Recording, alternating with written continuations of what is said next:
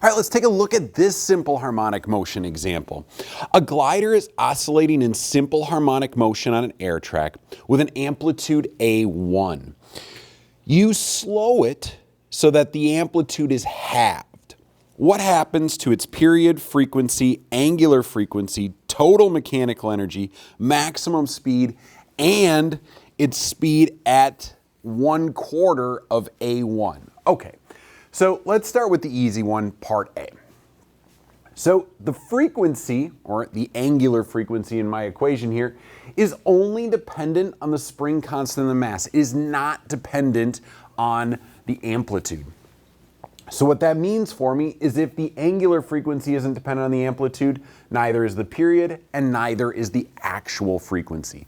So this is kind of cool. You can take any spring and bounce it, and its amplitude is not needed to figure out its frequency. And so if I make it bigger, it's just going to move faster because I'm storing more energy in that spring, so it's getting larger amounts of kinetic energy at its maximum, but the overall period stays the same. All right, so part B says, well, what happens to the total amount of mechanical energy in this scenario? Okay, so we're going to look at the situation where kinetic energy equals 0. This occurs when the position is at the maximum amplitude. And so our energy is going to be 0 plus 1/2 kx squared. If we plug in A here for our x value, we get 1/2 ka squared. So what happens if I half that amplitude? What happens to my energy over here? Well, this A is squared, so if I half it, it's going to be 1/4. And so what I end up seeing is when I half the amplitude, I get 1/4 of the energy. Okay, part C wants to know what happens to the maximum speed. Well, let's stay on this same kind of track here, okay? And let's look at the other end. Let's look at the situation where the potential energy is 0, at which point the speed is V max. Okay, so this is at x equals 0. And so my energy is going to equal 1/2 mv max squared plus 0 for that potential energy. But now I've noticed that when I half the amplitude, it causes 1/4 of the energy. Okay, so if I quarter the amount of total energy available, that's going to quarter the amount of kinetic energy that it has at its maximum. What's it going to do to that velocity? Well, it's going to experience 1/2 of that maximum speed. So when we half the amplitude, it quarters the total energy. Quartering the total energy halves that maximum speed. All right. And then part D, what happens to the speed at a point that's at 1/4 the length? Okay, this one's a little more intense, so what I'm going to do is I'm going to race a little bit here, and we'll get started on that. Okay, so we're going to be looking at the two scenarios, one where the amplitude was A, and one where our new amplitude is A over 2, and we're going to try and find the speed at this A over 4 spot. Okay, so we're thinking about the idea that the total energy is the kinetic energy plus the potential energy in our system. And it's being conserved because it is a simple harmonic motion situation.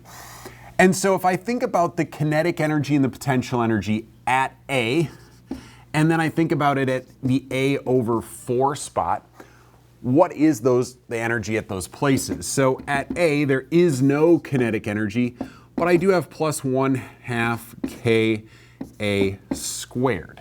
Okay, and then afterwards I have my 1/2 mv squared. I'm going to call this V1 for this scenario, plus 1/2 k, and then I have A over 4 squared. Okay, so just to simplify this down a touch, let's go ahead and get rid of those 1/2s. I'm also going to move this term over to this side. So let's move that 1/4 out of there so it becomes 1/16. And so I have a ka squared minus a 1/16 ka squared. So 1 minus 1/16 gives me 15 1/16 Ka squared is equal to mv1 squared. All right, let's do that same scenario, but in a situation where we half that original amplitude and just see what we get. So same kind of idea, we have no kinetic energy at that point. We have 1/2 Ka over 2 squared. Okay, so a little different because we don't have as much amplitude, so we don't have much total energy to start with, equals 1/2 mv2 squared. So this is going to be in the second scenario speed, plus 1/2 K, and we're still at that A over 4 location squared. All of this is referencing that same original amplitude. Again, we're going to cross out those 1/2s, make it a little easier on ourselves for number sense.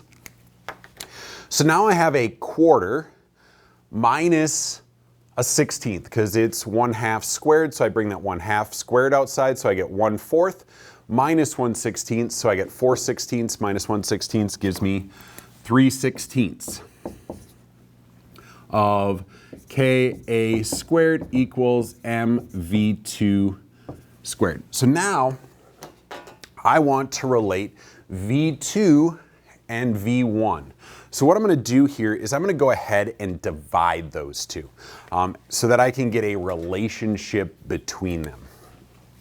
All right, so let's see how this looks. So I got mv2 squared, which is equal to 3/16 Ka squared. And then I'm going to divide these equations. So I'm going to put this one in then. mv1 squared equals 15/16 Ka squared.